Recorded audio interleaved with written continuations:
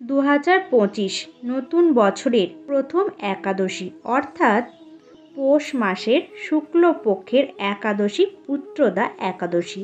সনাতন ধর্মে বছরে যে 24টি একাদশী ব্রত রয়েছে তার মধ্যে একটা শ্রেষ্ঠ ব্রত হচ্ছে এই পুত্রদা একাদশী ব্রত।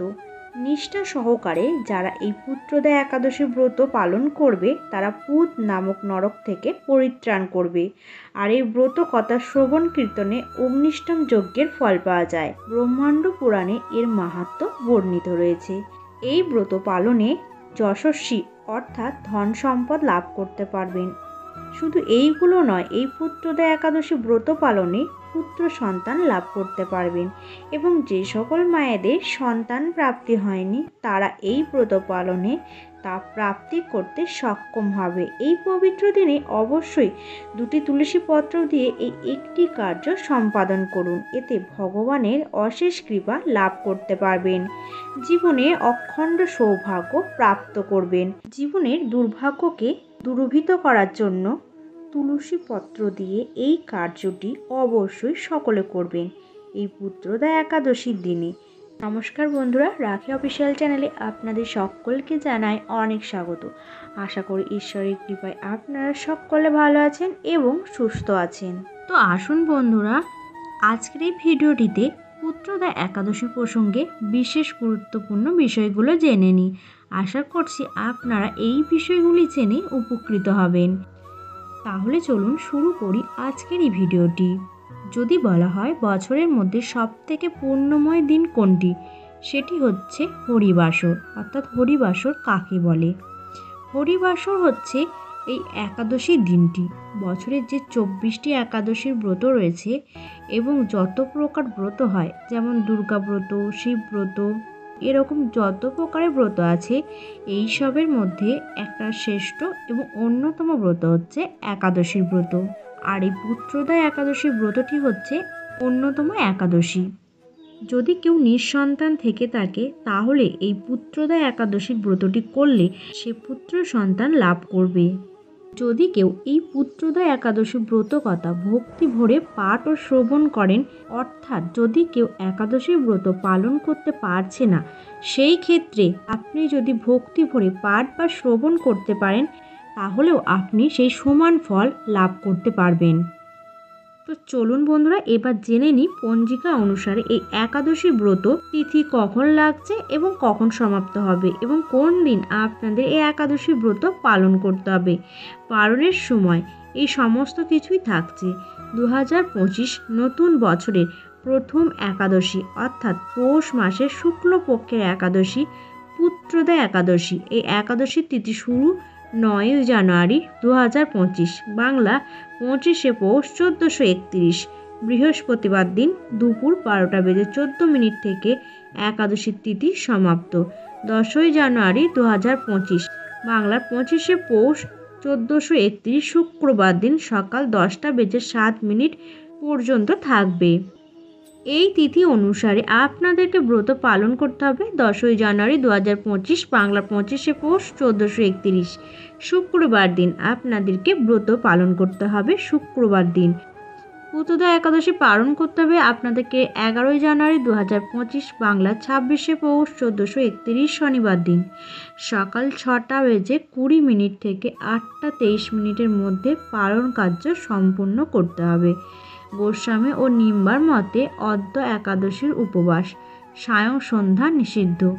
আপনি কঠোরভাবে ব্রত পালন করেছেন, কিন্তু যদি আপনি নির্দিষ্ট সময়ে পালন কার্য সম্পূর্ণ করতে না পারেন তাহলে কিন্তু ব্রতের পূর্ণ ফল লাভ করতে পারবেন না। অনেকে জানেন না পালন কি। পালন হচ্ছে একাদশীর উপবাস ভঙ্গকে বোঝায়।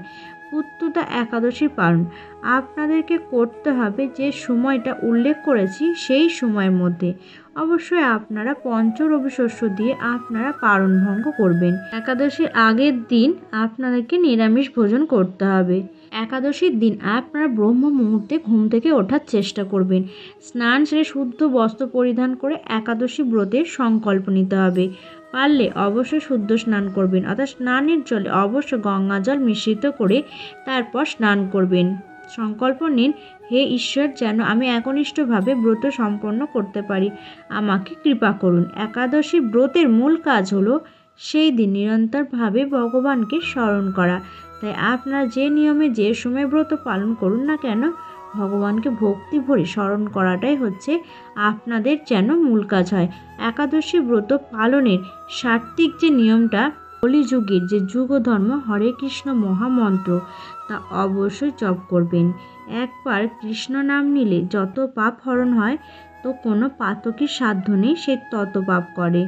8 থেকে 80 বছর বয়সে সবাই এই ব্রত পালন করতে পারবেন। একাদশীতে রক্তক্ষরণ কিন্তু বর্জনীয়। দাঁত ব্রাশ করার সময় অনেকের আছে কি, দাঁতের গোড়া থেকে রক্তক্ষরণ হয়, অর্থাৎ রক্ত বের হয়।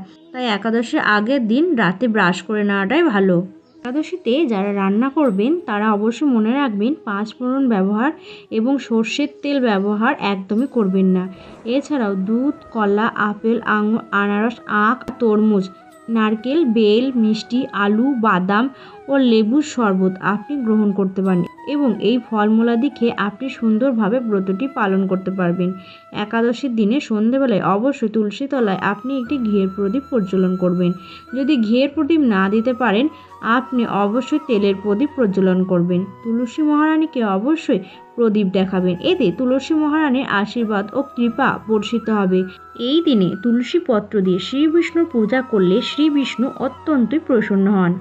আর যদি একবার ভগবান কোনো ব্যক্তির উপর প্রসন্ন হয়, তার আর এই জগতে কোনো কিছুর আশা থাকে না, সম্পূর্ণই প্রাপ্ত হয়ে যায়। তবে শ্রীমতী রাধারানীর চরণে তুলসীপত্র অর্পণ করা যাবে না। শ্রীকৃষ্ণ মহাপ্রভু, শ্রী নিত্যানন্দ প্রভু, শ্রী বিষ্ণু, রামচন্দ্র অর্থাৎ বিষ্ণু তত্ত্বের যে বিগ্রহ রয়েছে এবং ভগবানের যে অবতার রয়েছে, তাদের চরণে তুলসীপত্র অর্পণ করা যাবে। সনাতন হিন্দু ধর্মে তুলসী গাছকে অত্যন্ত পবিত্র পূজনীয় বলা হয়। এই কারণে প্রায় প্রতিটি বাড়িতে তুলসী গাছ থাকে। তুলসী গাছে যতটা বৈজ্ঞানিক গুরুত্ব রয়েছে, ততটাই আছে ধর্মীয় গুরুত্ব। আয়ুর্বেদেও তুলসী ব্যবহার করা হয়। আমরা অনেকেই আছি ব্যস্ততার জীবনে ভগবানের পুজো সেরকমভাবে করতে পারি না, তবে তুলসীপত্র দিয়ে যদি শ্রীহরির বিষ্ণুর চরণে যদি অর্পণ করা যায় একটু তুলসী পাতা, এতে ভগবান এতটাই প্রসন্ন হন যে বিষ্ণু ধর্মোত্তর গ্রন্থে বলা হয়েছে, একটি তুলসী পত্র সহিত 1 গণ্ডূর জল যদি কোনো ব্যক্তি ভগবানের শ্রীচরণে নিবেদন করতে পারে, ভগবান অনেক প্রসন্ন হন। আর ভগবান প্রসন্ন হলে মঙ্গল সাধিত হয়। আর ভগবান কোনো ব্যক্তির উপর যদি সন্তুষ্ট হয়, তাহলে তার চরম মঙ্গল হয়। তুলসীপত্র দিয়ে ভগবানের পুজো করুন। তো বন্ধুরা, আজকের ভিডিওটি এই পর্যন্ত। ভিডিওটি কেমন লাগলো তা কমেন্ট করে অবশ্যই জানাবেন। যদি ভালো লেগে থাকে তাহলে একটি লাইক করবেন। কমেন্টে ভক্তি, ভালোবাসা ও শ্রদ্ধার সহিত জয় শ্রীকৃষ্ণের জয়, জয় জয় মা লক্ষ্মী দেবী এবং জয় শ্রী বিষ্ণুর নাম লিখতে একদমই ভুলবেন না।